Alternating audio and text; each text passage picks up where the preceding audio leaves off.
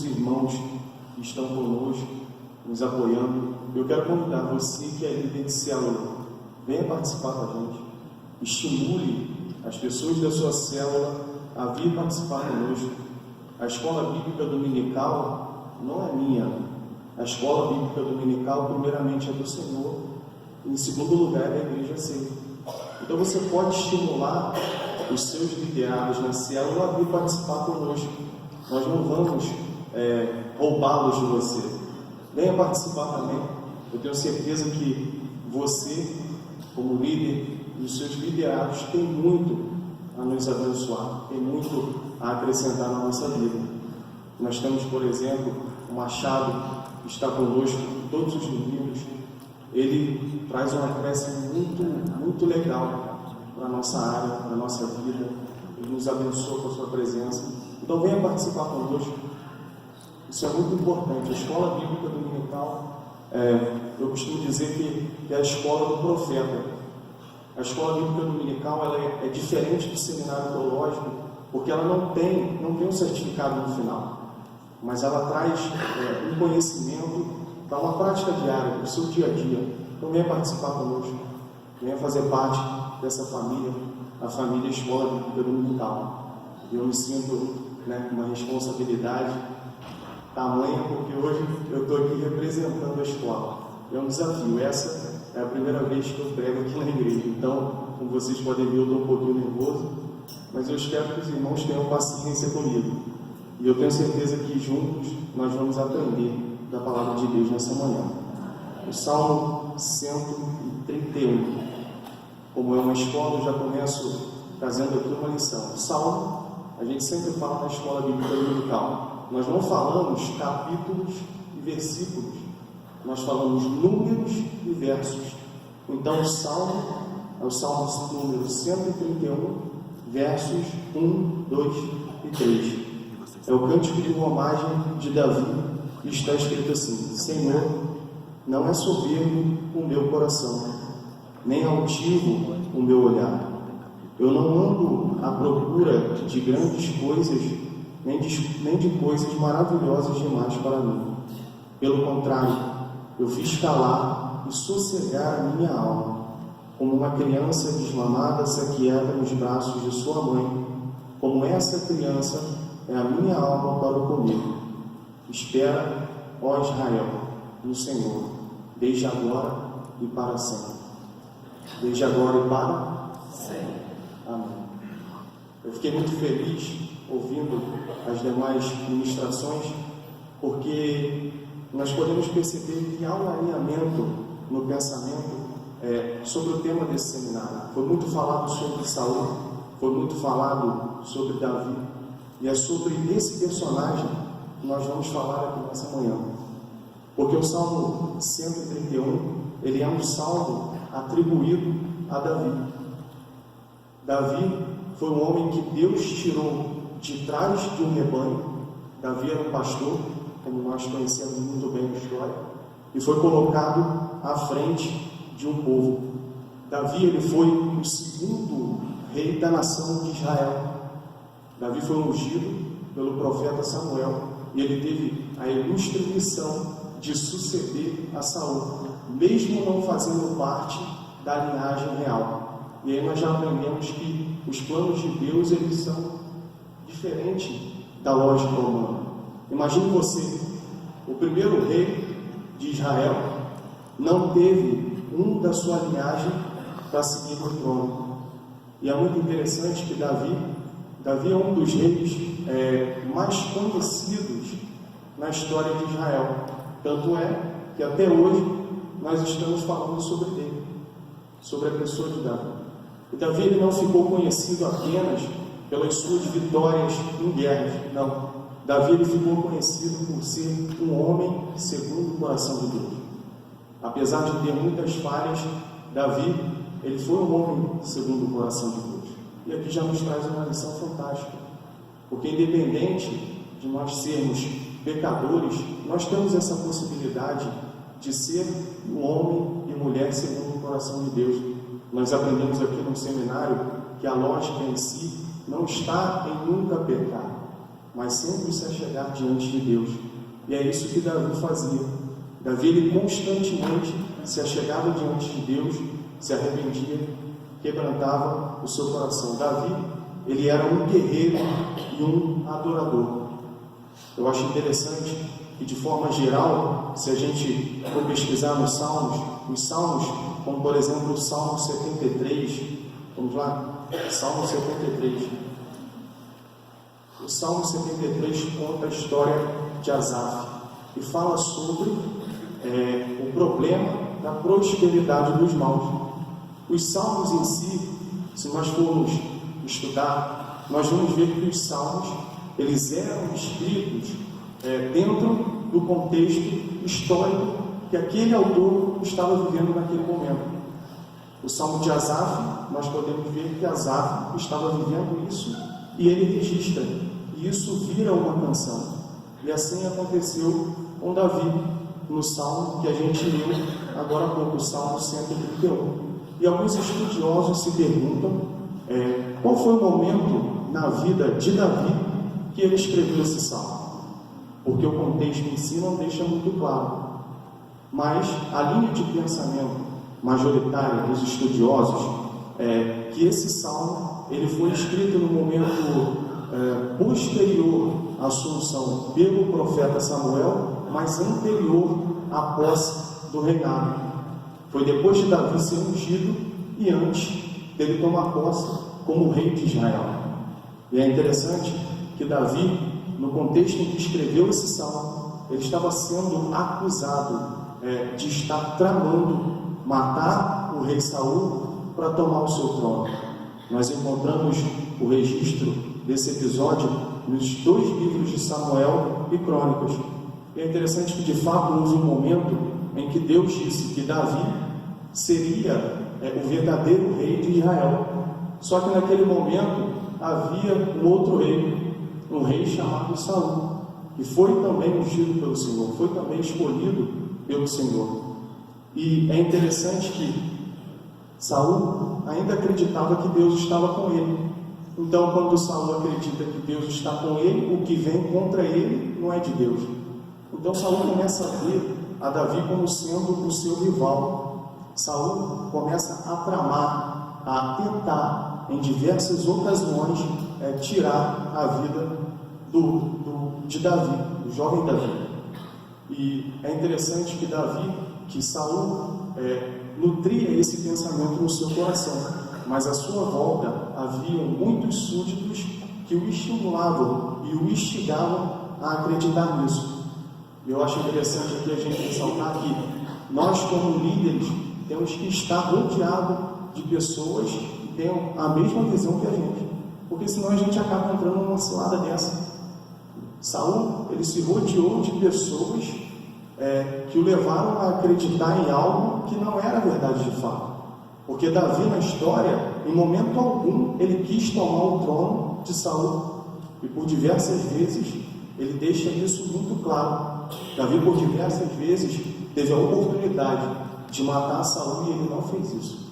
Mas Saul, constantemente, em diversas ocasiões, buscava o matar. Então, quem sabe, foi em meio a esse cenário que Davi escreveu esse salmo, em que ele diz que ele não buscava essas coisas.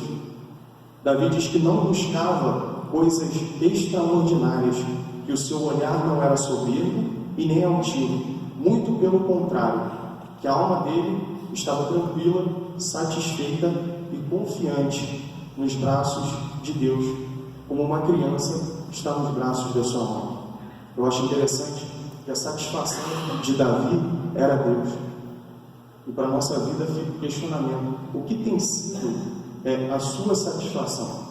Será que a sua satisfação tem sido Deus? A satisfação de Davi era Deus. E assim ele termina o salmo exortando o povo a colocar a sua esperança e a sua confiança somente em Deus. Então, basicamente, o salmo 131 é isso. Eu quero pedir agora a vocês que trouxeram, vocês que têm bloquinhos de anotação, porque nós vamos, daqui a alguns instantes, começar a fazer um estudo de maneira sistemática em cima do Salmo de número 131. É interessante que o texto ele deixa subentendido que Davi, no momento em que ele escuta essas acusações, no momento em que Davi ele é acusado como sendo um traidor, ele não tenta se justificar diante daquelas pessoas.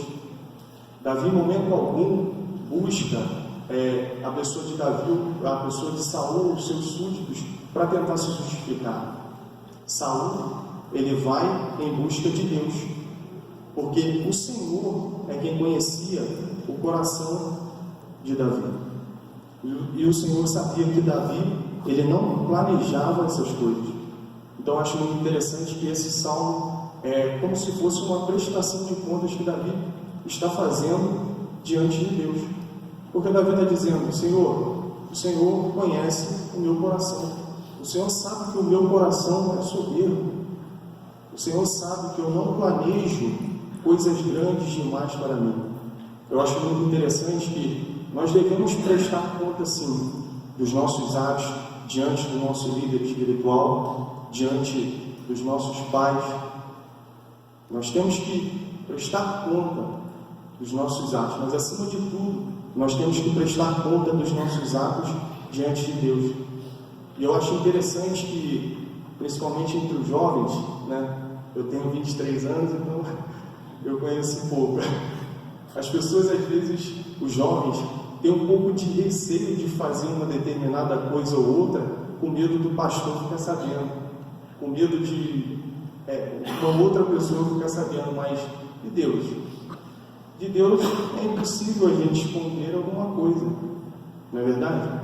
Diante de Deus tudo fica aclarado, porque Deus, ele conhece o nosso coração, e é diante de Deus que o nosso coração e a nossa mente, ela fica mais clara, ela fica manifesta. Diante de Deus, Deus conhece o nosso pensamento, Deus sonda o mais íntimo do nosso coração. É impossível a gente esconder alguma coisa de Deus.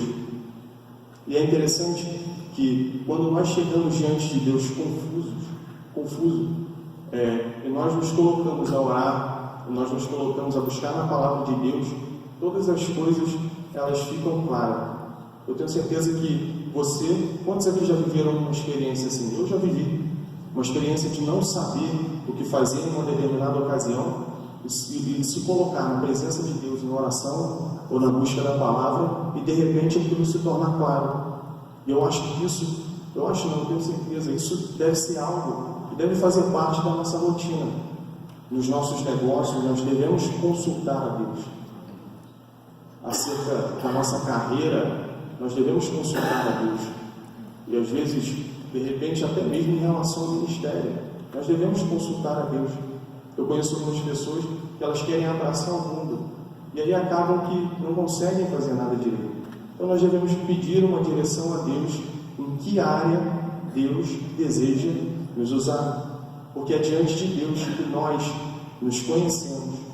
É diante de Deus que nós nos conhecemos.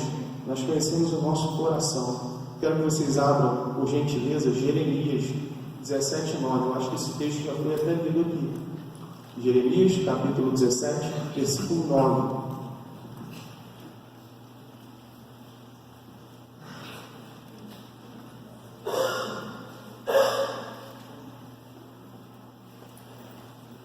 Jeremias 17:9 está escrito assim: enganoso é o coração mais do que todas as coisas, e desesperadamente corrupto, quem o conhecerá?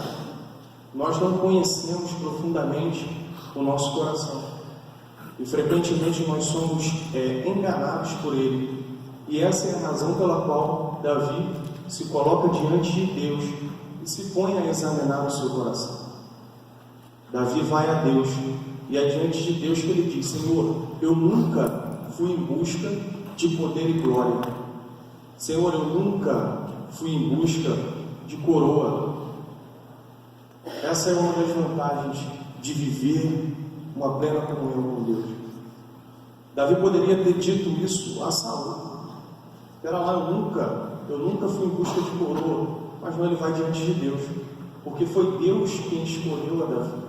Não foi Davi que escolheu de pastor ser rei. Foi Deus quem escolheu a Davi. E Deus o capacitou para isso. Eu acho interessante que quando nós buscamos na história dos Salmos, esse Salmo, todos nós sabemos que os Salmos são como a nossa harpa cristã, né? Os Salmos, eles foram escritos para serem cantados. Os Salmos não são apenas histórias, parábolas. Eles são, na verdade, poesia. E esse é um dos Salmos que muitas pessoas temiam em cantar. Muitas pessoas receavam em cantar esse Salmo. Quando nós paramos para meditar na letra, nós entendemos o porquê do temor dessas pessoas. Essas pessoas, elas temiam que ao cantar esse Salmo, elas passassem uma mensagem de falsa humildade.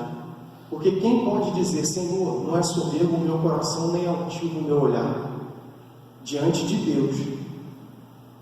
Para essas pessoas, elas temiam, elas receavam que isso passasse diante de Deus uma mensagem de falsa humildade.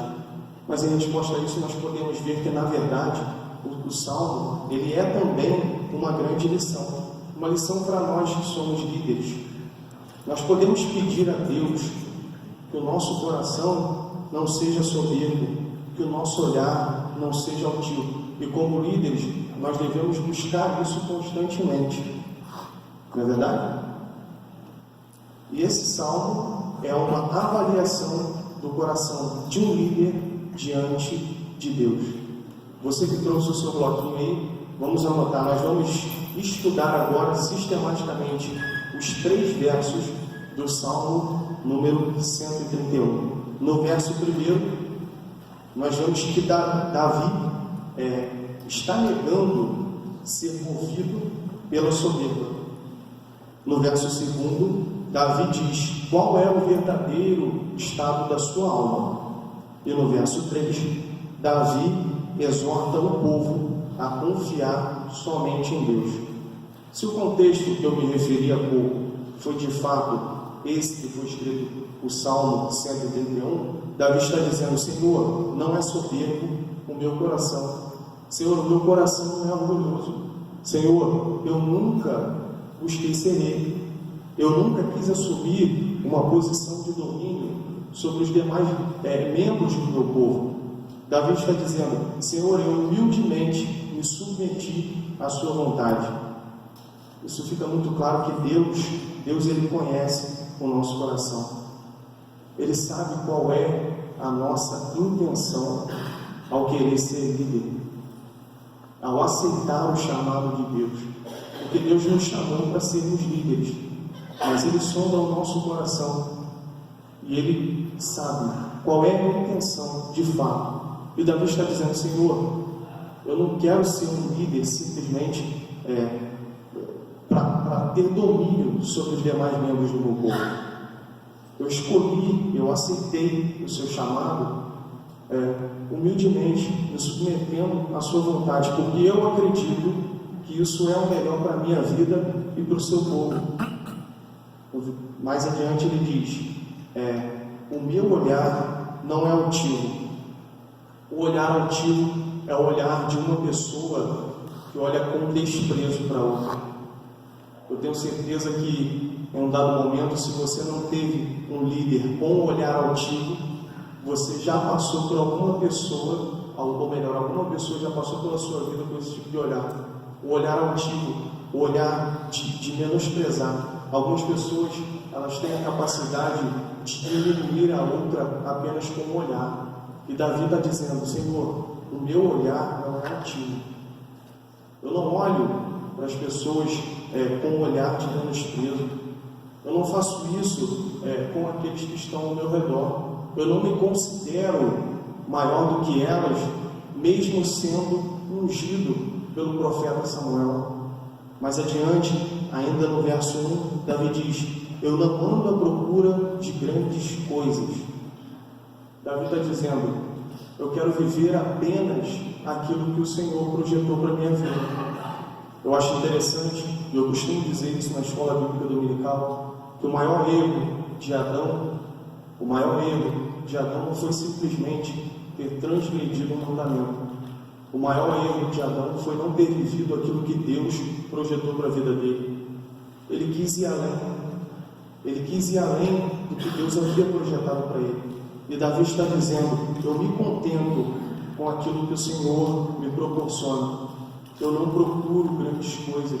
Eu quero viver aquilo que o Senhor tem estabelecido para a minha vida. Ainda no verso 1, mais adiante, Davi diz: nem de coisas maravilhosas demais para mim. Davi está dizendo: eu me contento com aquilo que é normal. Eu me contento em ser apenas um pastor, se assim for a sua vontade. Eu não estou indo em busca de grandes coisas, de coisas maravilhosas demais para mim. Trazendo para os nossos dias, Davi está dizendo: Senhor, se for da sua vontade que eu fique liderando, que eu passe a minha vida liderando um grupo de célula, que assim seja, mas que a sua presença não falte. Que a sua presença não falte, Senhor. Se a tua vontade for que eu fique apenas na escola bíblica dominical, que assim seja, mas que não falte a sua presença. E eu acho interessante que no nosso meio não, lá fora, em outros meios, existem algumas pessoas que, se Deus chegasse para esse camarada e dissesse assim: você vai ser rei, ele provavelmente diria: já era tempo. Tem muitas pessoas assim. No nosso meio, no meio de líderes, tem muitas pessoas que chegam e já querem sentar na janela, como dizem por aí, né? Pessoas que começam agora, se convertem, assim, não é o tempo, não me entendam mal, não é o tempo que diz o nível do chamado de uma pessoa, não, mas tem que haver um preparo. A pessoa, ela tem que ser humilde o suficiente para primeiro sentar para ouvir. Tem que ter humildade no seu coração. Davi está dizendo: eu não busco coisas maravilhosas demais para mim. O próprio rei Davi está dizendo isso. Imaginem vocês, o próprio rei dizendo que não buscava coisas maravilhosas demais para ele. Davi está dizendo: o verdadeiro humilde, ele não vai em busca da sua própria exaltação. Ele vive aquilo que Deus proporciona a ele. No verso 2, vamos lá?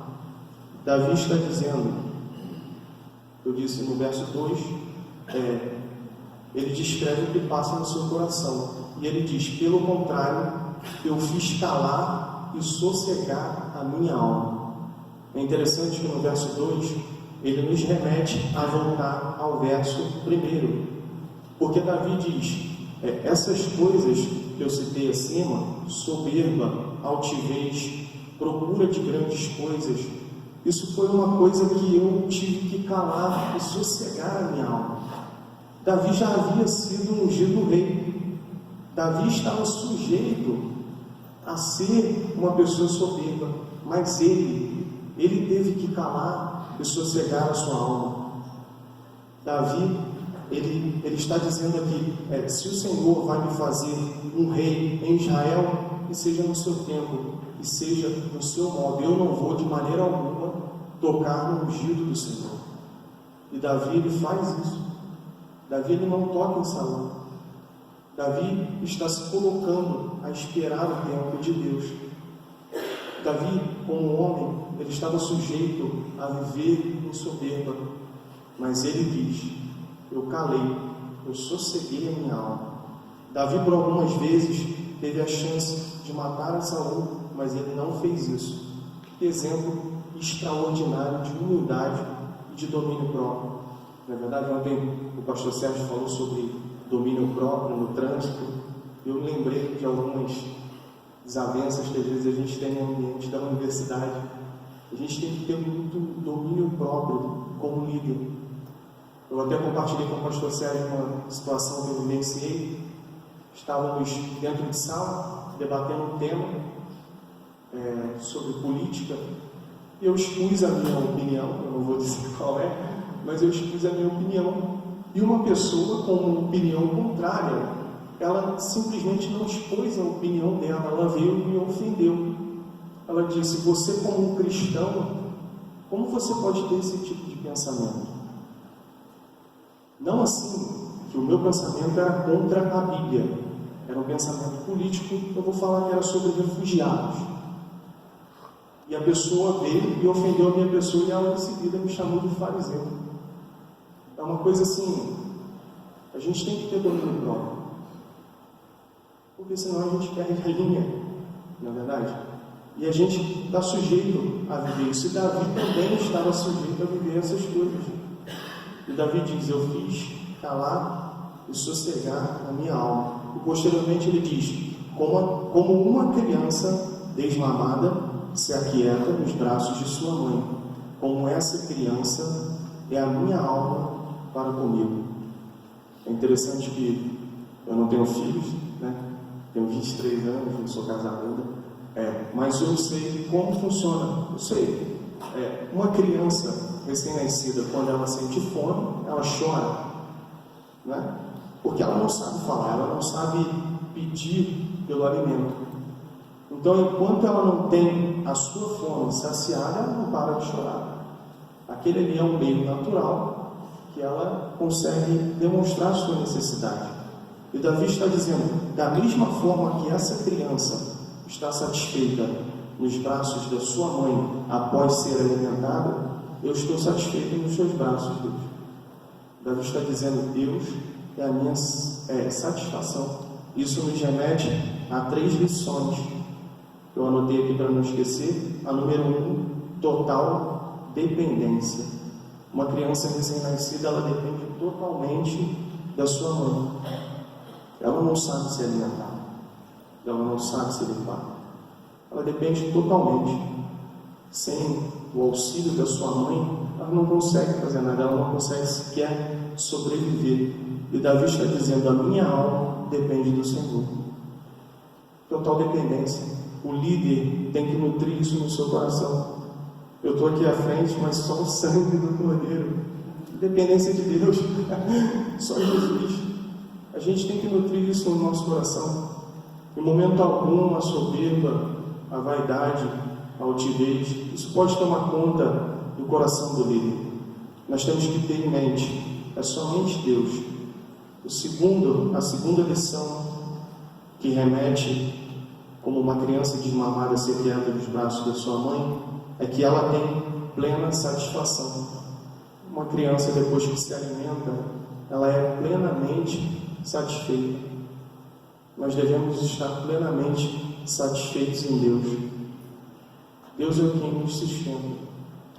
Nós temos que ter isso em mente.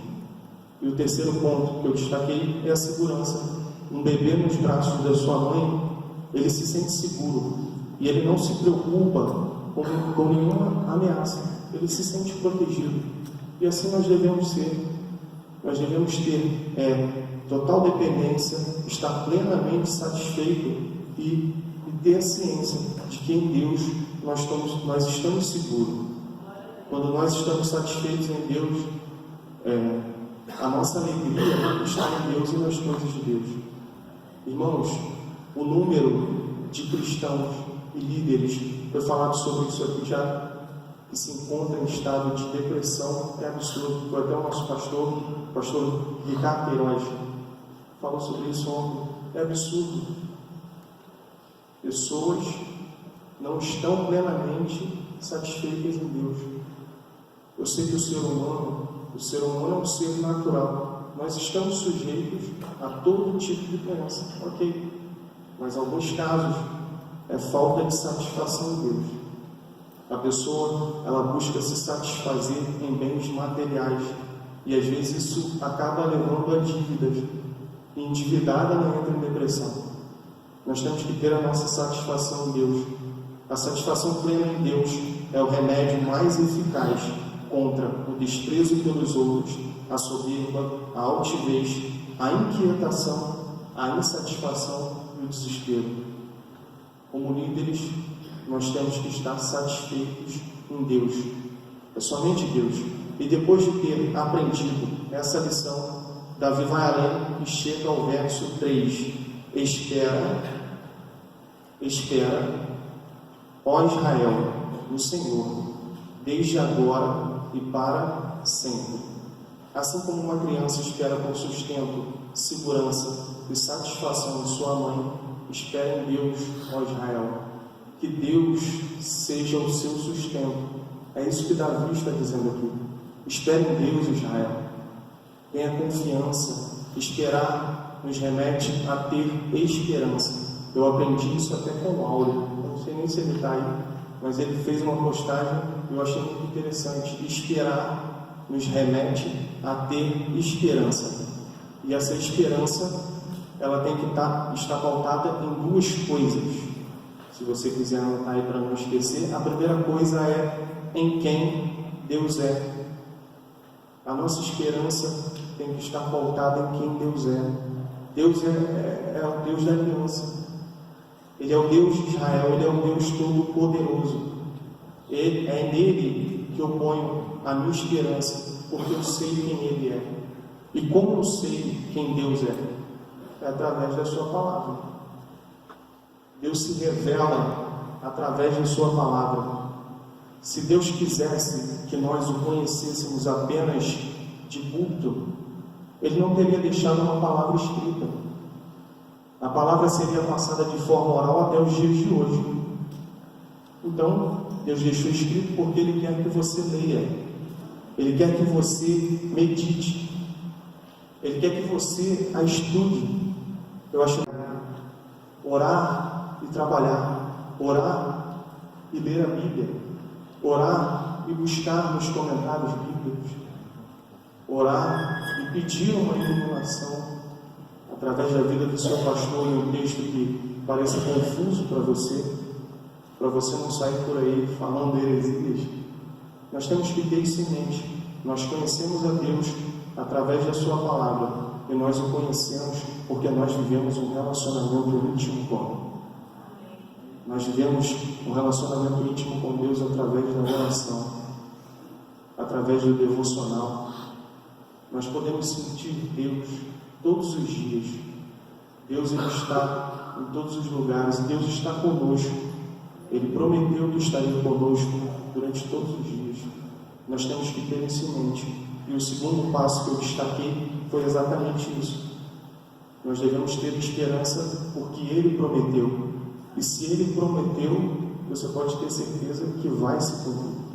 Deus não mente. Isso vai contra a natureza do próprio Deus. Deus, em momento algum, pode dizer algo que Ele não vai cumprir. Existem promessas na Bíblia e nós devemos tomar posse dessas promessas. Ele prometeu que estaria conosco em todos os momentos. Ele nos prometeu a vida eterna.